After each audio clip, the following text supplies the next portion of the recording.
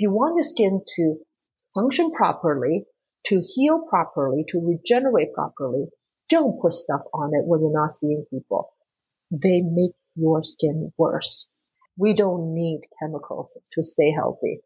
If it makes you suddenly look good within an hour, there's commercials that look 10 years younger in 24 hours. Translate that. Think of it as someone says, you can jump 1 foot higher in 24 hours. Just take this. Nothing natural and nothing good comes in 24 hours. Welcome to Voices of Leadership, the podcast that shines a spotlight on the remarkable women of the International Women's Forum. I'm your host, Amy, and I'm inviting you on a journey through the minds of trailblazers. Today we talk with Erin Tjam, a beauty-obsessed scientist who is the co-author of the best-selling book, Skin Sobering. Erin is an entrepreneur, served as the Director of Research at St. Mary's Hospital, and was Special Advisor to the President at the University of Waterloo during the Right Honorable David Johnson's tenure. Erin deconstructs the myths around skincare products and how the beauty industry has been selling them to us since the 1930s. Have you ever wondered why soap operas are called soap operas? Erin also talks with us about moderation and the benefits of giving our skin a break, even if it's just some of the time. Hi, Erin. Welcome to the show. It's wonderful to see you again. Hi, Amy. Thank you so much for inviting me. I'm so glad we could meet in person and also do remote interviews and chat about things.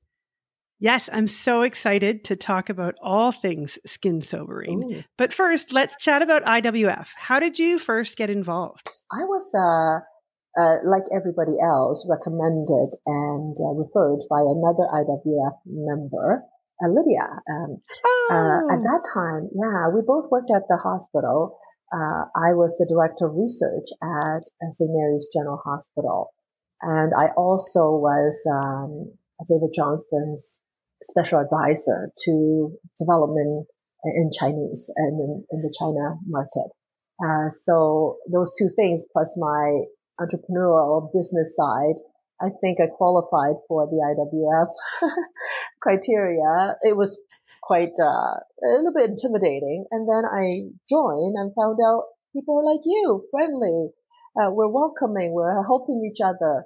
So the intimidation went away and the feeling of belonging came on. So I've been with IWF almost over 10 years, I think. I would say it's been a while because we had a lovely dine around at your house many years ago. Oh, that's right. Yes, you were here. Mm-hmm. Yeah, thank you. It was great. Well, I'm so glad you're a member, and I'm so glad that we met.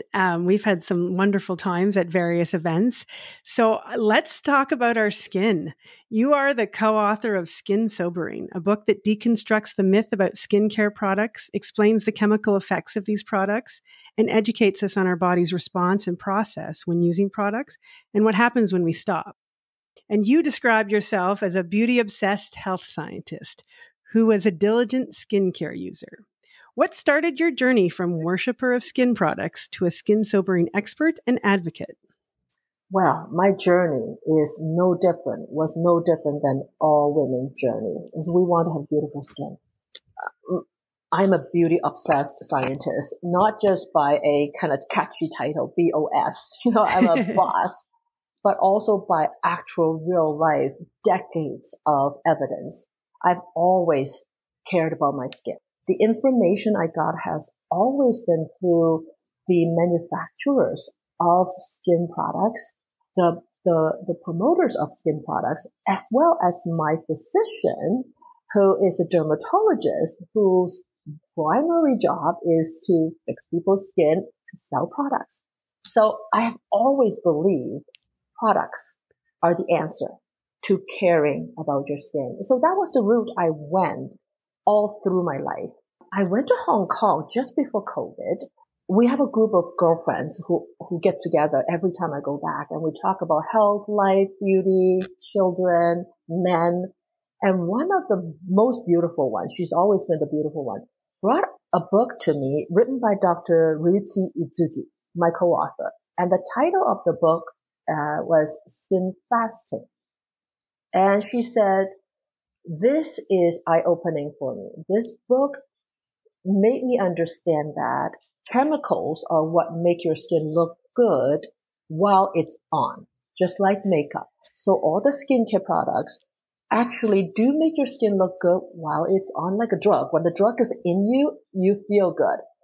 But as soon as the product is off, all the problems that you've been trying to correct, the dryness, the itchiness, the flakiness, the fine lines, everything comes back, and sometimes even worse with time. She said, you need to sober up your skin. I said, BS. That means not looking after your skin.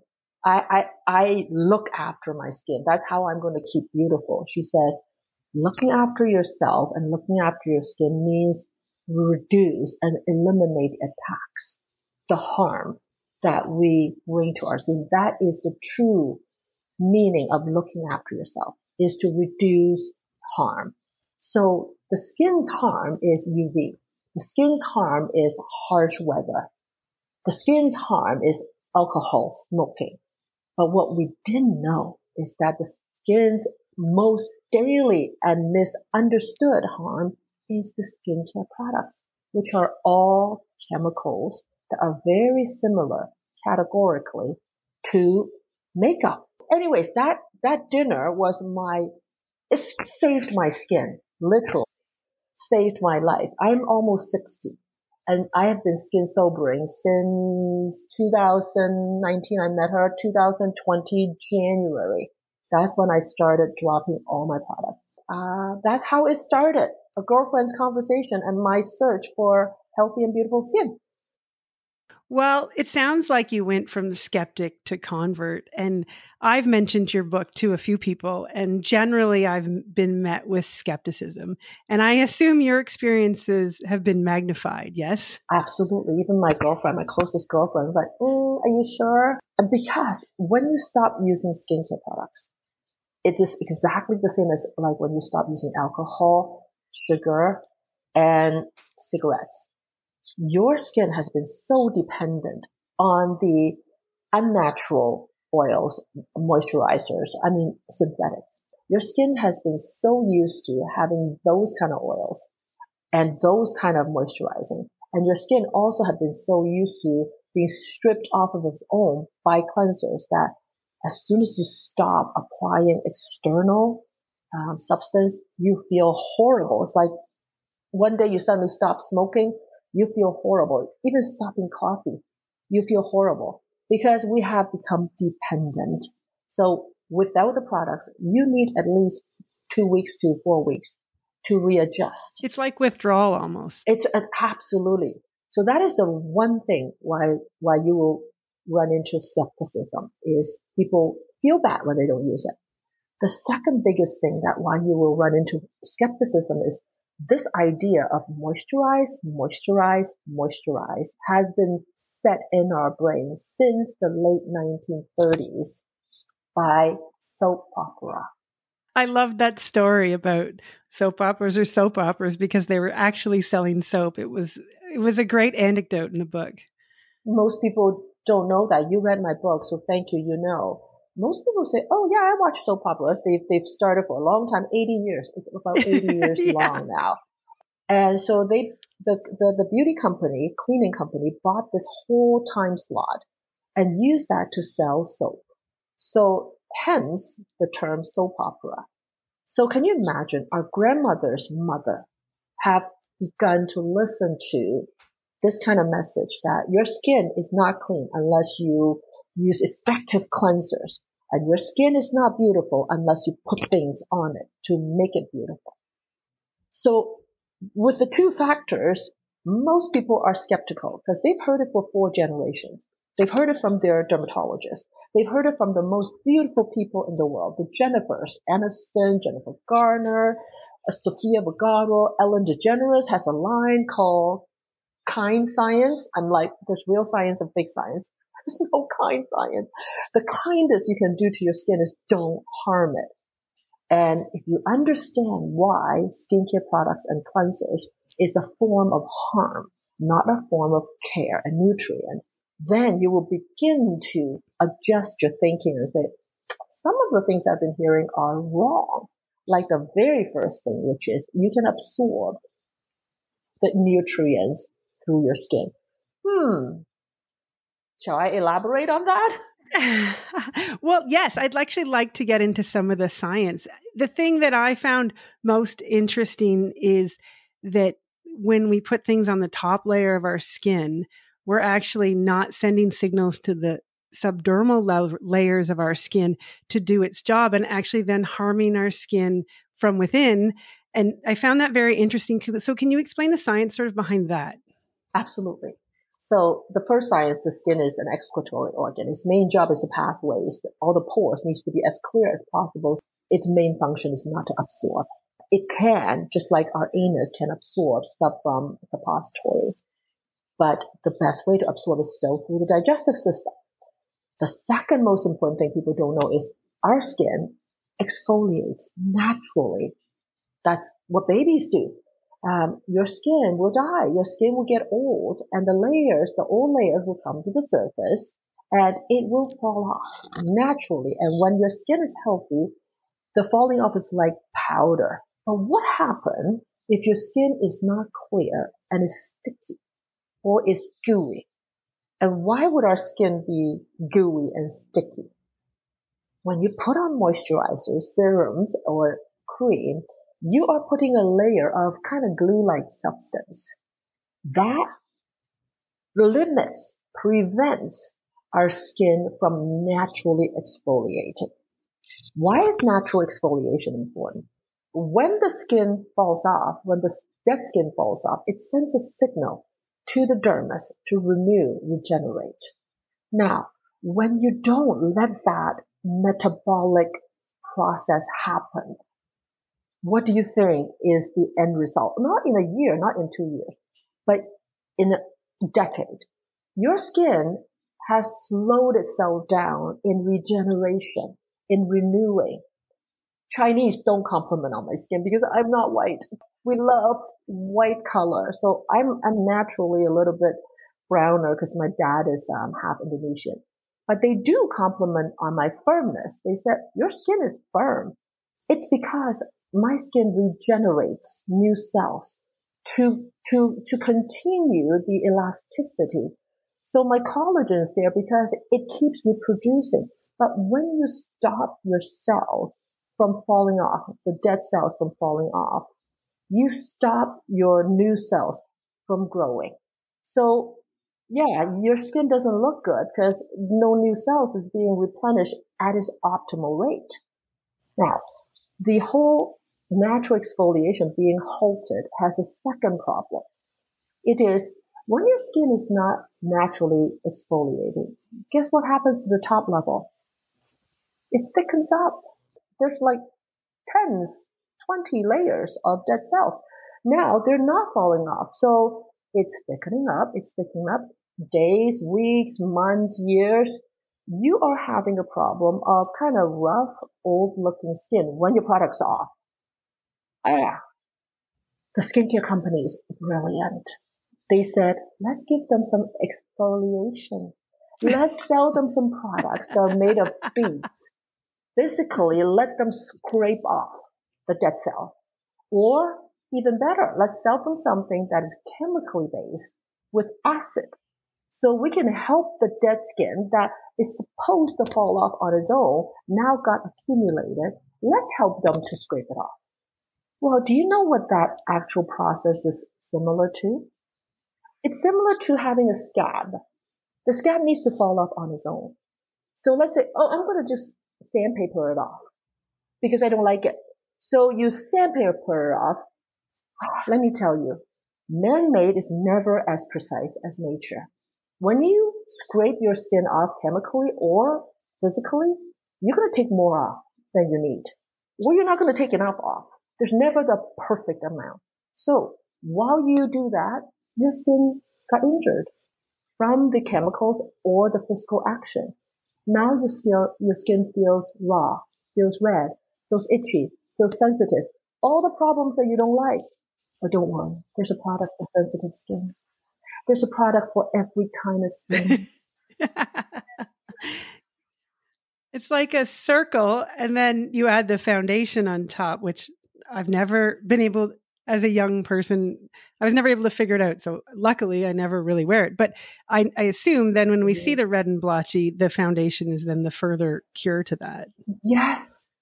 People use makeup most of the time not to just enhance the beauty. They use makeup to cover up something they don't like. Yeah.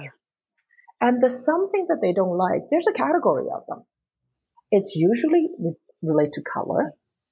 I don't like my color. It's kind of pinky. Well, that's inflammation. That's irritation. I don't like the color because it's kind of grayish. Well, that's old skin that didn't exfoliate off. You never see young, undamaged skin looking gray. We damaged it. And some of the damage is just life. You can't avoid. But why not avoid the damage that you can easily stop, which is the skincare products you put on? Things that you are to cover up are actually the things that you introduce yourself with chemicals. What a vicious cycle. And makeup that has more coverage means it has thicker and more of whatever the chemicals that our skin doesn't need. And then you have to scrape it all off at night anyway, which then you're redoing the problem, right? And what do you use to scrape it all off? You're using a cleanser. You're using something that is surfactant based. That's another thing. Surfactant is an emulsifier. It exists in any product that has oil and water because you need to emulsify like getting a salad dressing nice and smooth. You need that emulsification, and surfactant is the synthetic emulsifier that is in all detergents, all skincare products, all cleansers. So what do you think your skin is going through when you wash your skin with synthetic cleansers? Stripping. Complete strip off of all its oil, all its natural moisturizer. And when you do, your next thing is, I need a moisturizer because my skin is so dry. And most people I talk to, I say, why do you use skincare products? Because my skin is dry. Do you understand why your skin is dry? It's the weather. No, weather has minor responsibility when weather changes. But what makes you really dry is you yourself to strip the moisture off. Now you feel dry. The cycle of stripping the moisture and putting it back on resonated with me when I read the book. I'm wondering then, when we talk about skepticism, when we explain even that simple process of the stripping and then damaging the subdermal layers, have you had any success converting people? And do you have any stories? I do actually. I have about 50 excellent reviews on Amazon, like 5-star reviews. Some of them are from, I am so glad now I can use your book and say, see, daughter, see, mom, I've been right. This is the science. So those are already converted. Other people is, oh my God, you saved my skin, Dr. Tjam, because I've had color problems, itchiness, dryness. Now you explained why. The biggest problem I have for people to understand skin sovereignty, right, is the cleaning part. People say, then my skin is not going to be clean. Like, are you sure water can wash? So this is something I do want to stress a bit, is why cleaning has become the gateway drug to us using all the other products, and how we are a clean obsessed society. We're not a hygiene obsessed society. I want to distinguish these two. Being hygienic is to be able to fight off pathogenic agents, microorganisms, and to stay intact and healthy. That is hygienic. Being clean is completely culturally based. A culture in China, a clean kitchen can have all kinds of bottles on it. And it can smell like garlic and it can smell like cooking. That to them is still clean because my mom washes her countertop and washes her pots every day. But her kitchen still smells like kitchen. But to a Western culture, clean is lemon fresh, lavender. I know. I just laugh because everything is lemon fresh or lavender. Those are your choices. That's right. So clean has been completely morphed into a socially acceptable invented concept rather than being hygienic. Okay, so we've been taught a floor needs to be spick and span. When people install really expensive floors, they go, I don't want to strip the natural oil off of the floor. I don't think I'm going to use spick and span and harsh products. I'm just going to use water and that cloth. Well, you know, your floor cannot stand chemicals, and it's wood. And what about our skin? It's stronger than the dead wood, I can tell you. So let me justify for water. Okay. Water can clean off urea, blood, dust, sebum, sweat, and it can clean up even fresh feces. So if your baby's bum is full of, poop, you can wash it with water. Water is so powerful. It can clean up most daily gunk. I use only water for my whole body. The only thing I will use pure soap is my hands. Why? Because my hands touch toilet seats. My hands touch railings. My hand touches everybody else's hands that touched I don't know what. But because we've been so afraid of germs that the companies, the mighty marketers have latched onto that. So cleaning our skin has become I must use products in order to be clean. When you do that, the products actually destroy the protective layers of your skin. I'd like to ask you brought up something very interesting when you were talking about turning skeptics into converts about, I talked to my mother and I talked to my daughter. I can relate to that. I've given up on the generation above me. My mom looks at me like I've got 3 heads when I talk about skin sobering. But I'd like to talk a little bit more about the younger generation and this rise of the Sephora generation. And it almost seems stronger than the ingrained habits of the generation above me. How can we teach our young people that this is not necessary, and water and leaving your skin as is really the best way to go ahead? Mm-hmm. I'm going to tell you, I'm going to admit to you, I am fighting a losing war. Why? Can you see sugar in every product right now? And we already know sugar is bad. We way before sugar know that cigarette is bad. The war is extremely difficult. It's a royal battle. So the current book itself is focusing on a women audience, but I am writing 2 more books, and I think these 2 books could help. One book, I am gearing it towards young mothers who have toddlers, who have babies, because women think about skin problems as wrinkles and fine lines and, firmness. Babies and young children's problems are eczema, dermatitis, sensitivity, inflammation. The number of children with eczema has jumped from 5% in the 40s to over 25%. It's a 5-time increase in eczema because young mothers were told Johnson & Johnson is what you need to use every day, and your baby needs to smell like Johnson & Johnson. It's so ingrained. Another book I want to write is acne. I think teenagers are not going to listen to you by saying, don't use products because products make them look beautiful. Yes, I've tested that theory. They definitely don't listen to me. Products are like sugar. Yes. They give you an instant desired effect. That is why it's so difficult. So it's impossible to tell them, don't use the products to make you look beautiful.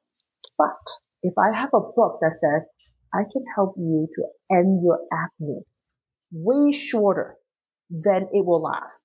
Because acne is going to happen. The problem with acne is not that it popped one. The problem is the one will not stop. The one will just continue on and get bigger and bigger. And then before this one is healed, this one came. And it takes forever to heal because why? You're using cream on it. You're using cleanser to strip off its natural oil. You're drying off the oil glands, and now the oil glands overproducing. So your whole face is now with acne, and now you're 35, way past puberty, and you still have acne. Why? It's the products. that gave you this exacerbation of acne. So I want a book that talks about how you shorten the life of acne and how you heal without scars. And that is all about no product on your skin. Let your skin renew. Scar forming is because your skin is not renewing and healing properly. When it heals fast and heals effectively, you have no scar. That's a great way in. You're right, because then you're not talking about the thing they don't want to hear us talk about. You're talking about what they're interested in, the problem they're interested in solving. So, Erin, can you tell us a little bit about why Vaseline is one of the best things for your skin? I know a lot of people do not like Vaseline. They say it's petroleum based. Yes. It is petroleum based. It also has been purified 3 times. It has become the most inert, most purified moisture barrier. Okay, you need to understand it's not a moisturizer. And when I say all this, I want to tell you I have no relationship with Vaseline. I don't actually know what to call it. It's like saying Kleenex or Q-tips. So. Yeah, a Vaseline is a petroleum jelly. There we go. Thank you. I am only giving people information about Vaseline because Dr. Yuzuki, who's a surgeon, in his book, he explained why Vaseline is the best thing to do as a moisture barrier. Okay. So because of the inert nature of Vaseline, it's just a pure petroleum jelly. It cannot react with anything. And Vaseline is the only substance that burn victims are being used on. So burn physicians, burn surgeons will put Vaseline on burn skin to prevent moisture from leaking. But just think about if burned skin can use this substance and it does not react, it does not irritate, it is pure and non-reactive. Wow, that's a very powerful example. I mean, I thought of a much more benign example. They tell mothers to use Vaseline on babies' bums when they have a rash to provide a barrier from moisture. I assume that's a lesser serious example. But it also says that such gentle and fine skin like baby skin, people recommend putting Vaseline. So why do we need a moisture barrier? We need to understand we cannot get moisture from outside. We get moisture from drinking water, drinking fluids, and the moisture goes into the layers of the skin. Okay? We can only soak our skin like soaking newspaper because your skin is an impermeable membrane meant to protect from the outside world.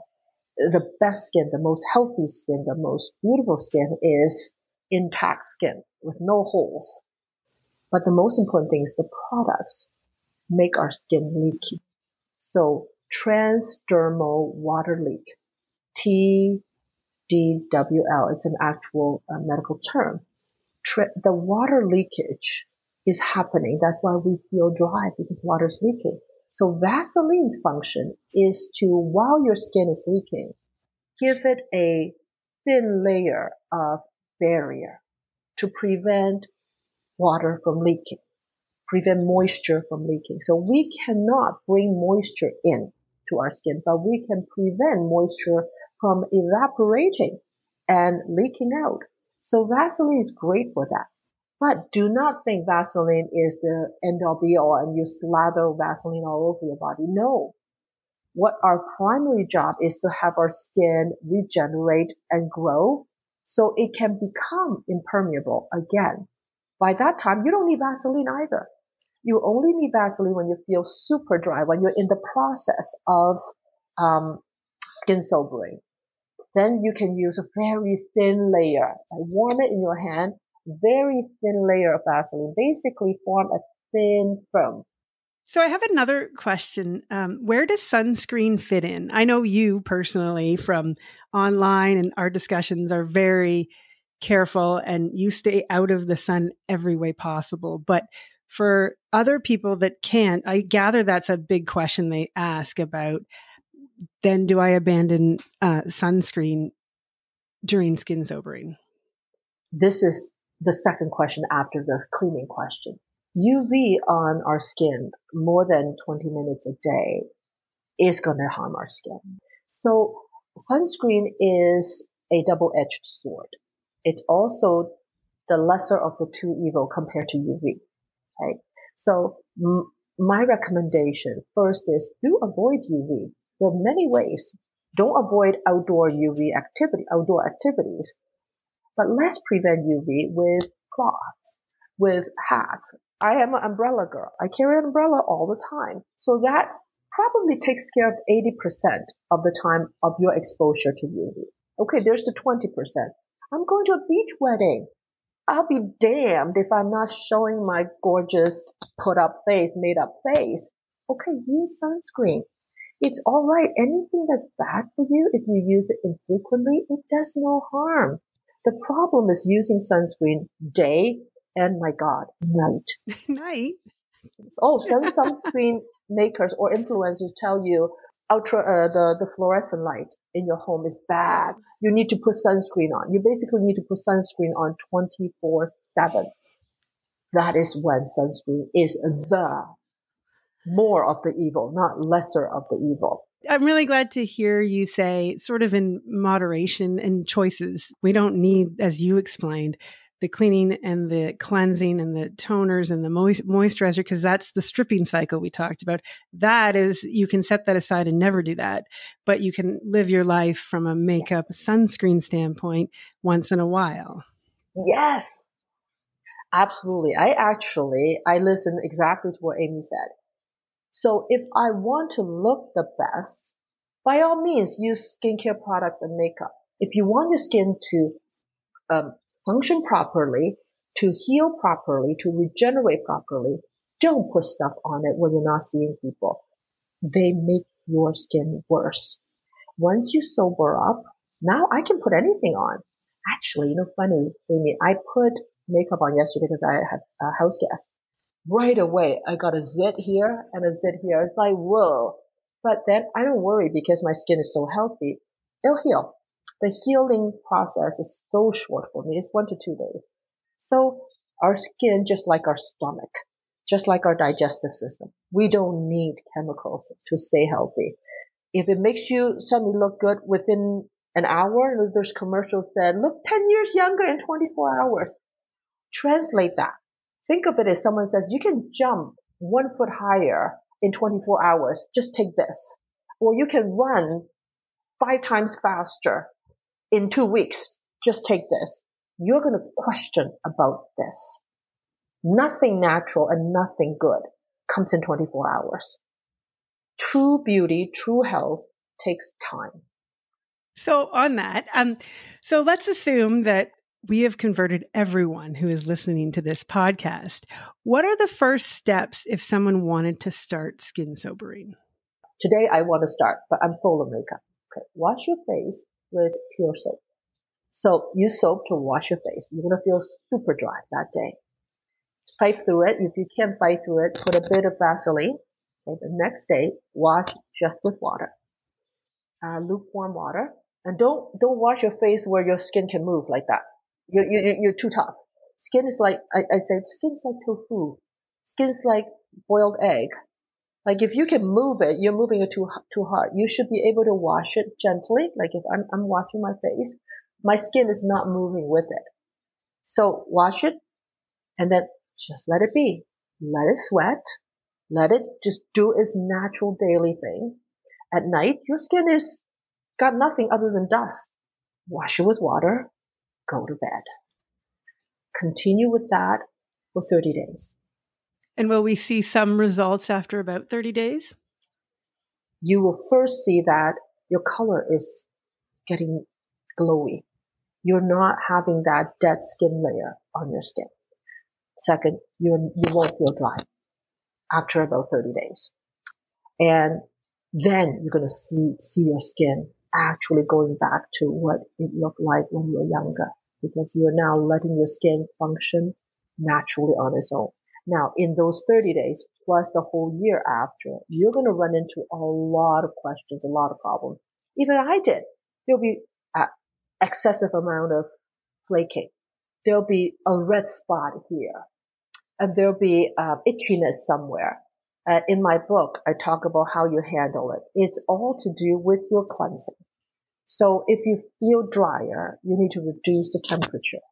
If you feel oilier, you increase the temperature and the washing time. You need to understand your skin. You need to feel your skin. This is all about understanding our body. Like fasting, when people first learn how to fast, you need to understand what a hunger cycle is, that how you can drink a lot of water and the hunger cycle kind of goes away. So I will have a webinar that I will run regularly. And if people want to have their questions or have their hurdles answered, please sign up to, I have a skinsobering.com is my webpage. And I will be chatting with you like this. We'll put all of those links in the show notes. Absolutely, we'll do that. Thank you so much for taking the time to tell us about skin sobering and give us some of the science behind it. That's a lot. That's important to me because you're right. There's a lot of things out there. So I personally like science-based information, and I really do hope that you are able to break through the noise that's out there and have people understand what you're trying to do and how you're trying to save our skin and also make our lives simpler, I think. Thank you for being a warrior with me to disseminate this information. I changed from an activist to a scientist. It's very difficult when you know someone's doing something wrong, and if you have an activist kind of mindset, it hurts you when people are not doing it. And now I'm thinking about this as a scientist. So my role is to disseminate the right information, and I hope people will take it on. Skin problem is an epidemic. Skin problem is the number one reason that North Americans visit their doctors. Over numbering diabetes, depression, back pain. This surface organ has caused us a lot of grief and have given us a lot of discomfort. There are things that we cannot control disease-based, but we can control the harm that we put ourselves through. And chemicals on our skin is a form of harm, not a form of care. Thank you for listening today. If you enjoyed this episode, please take a moment to rate and subscribe to our podcast. When you do this, it raises our podcast profile so more leaders can find us and be inspired by the stories our Voices of Leadership have to share. If you would like to connect with us, please visit the Voices of Leadership website. It can be found in our show notes.